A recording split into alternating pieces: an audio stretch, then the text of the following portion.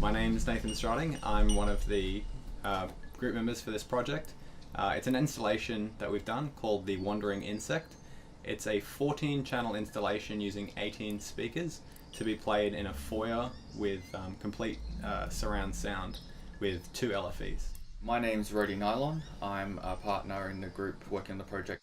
When I first heard about the fact that we were creating a surround sound project, I was actually pretty happy because most of the music that I work with is usually quite atmospheric and it's kind of my thing. I love working around with atmosphere in general. So the main thing we wanted to focus on for this assignment was to contrast between natural sounds and synthetic sounds. So we've gone and we've got some natural foresty sounds, also some industrial sounds to contrast as a type of nature versus industry. And we've also created synthetic sounds and we've used those together and in different sections to actually contrast with each other. When we were coming up with the concept for this piece, I knew that my strengths lie in my ability to create synthetic sounds, and so we decided as a group that I would focus more on those synthetics and Nathan would focus more on the audio side of things. So what I've done is I've gone and with a couple of friends gone around to different places, just experimented with creating different sounds and hitting different things, seeing what sounds were made and just finding things that could sound really cool for our project. One of the main things that you can hear in our project is the forest ambient sounds, which was simply just a 10-minute track of recorded forest sounds with birds, a water stream, stuff like that. Other sounds were from going to a park, getting different things from different playground equipment. One of the ideas in our concept was to take sources of sounds and alter them so that they're not so familiar.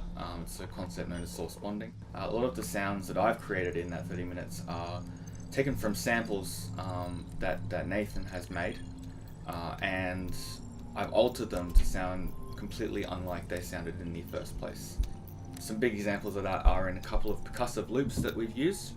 Sounds that we used were the sounds of cameras flicking or sounds of industrial tools such as hammers or drills and things like that. One of the main things I actually did to manipulate this sound was I got the sound that I recorded from the playground swings, and the original sound was quite squeaky, was very high pitched, and I thought, well, that sounds really cool, how are we going to use it in the project? So one thing I did was I put it into a program called Pole Stretch, and I actually stretched it out by a factor of 12 times, which means that it's now 12 times slower than the original file. Now what this does, as you can hear in the actual project, is that it creates a very slow wailing sound from the swings, and that really helped us kind of determine what we're going to do with that section of the project. We weren't really sure from the get-go what we're doing in each section or each kind of stage of the project, but kind of experimenting with different things and finding different sounds meant that we could get ideas of what we wanted to do. So for the first 10 minutes of the project, Nathan and I worked together to finish it all in its complete form. After we completed that, we decided that we would split off a little bit and we would come up with our own concepts for how the next couple of sections would sound, and then we bring them back and work on them together after that.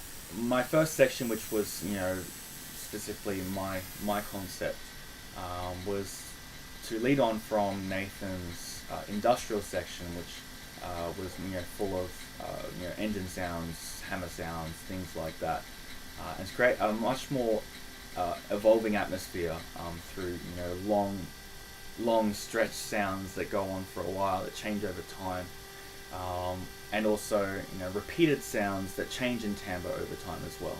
But working in surround sound was really interesting. It was the first time I'd ever worked in it.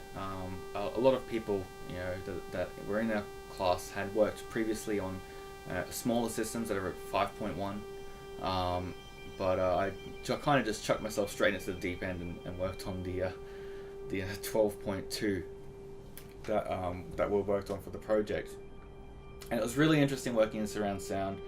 It's something that I always wanted to experiment with, and I was glad that I was given the opportunity to in this course. what we actually came up with, the full 30 minutes, we listened to it over and over and over again, and we made, minor changes each time that we listened to it, but in the end, we kind of just decided, well, this is probably as good as it's going to get, and we were just really happy with how it turned out, and we just hope everyone else enjoys it just as much as we did.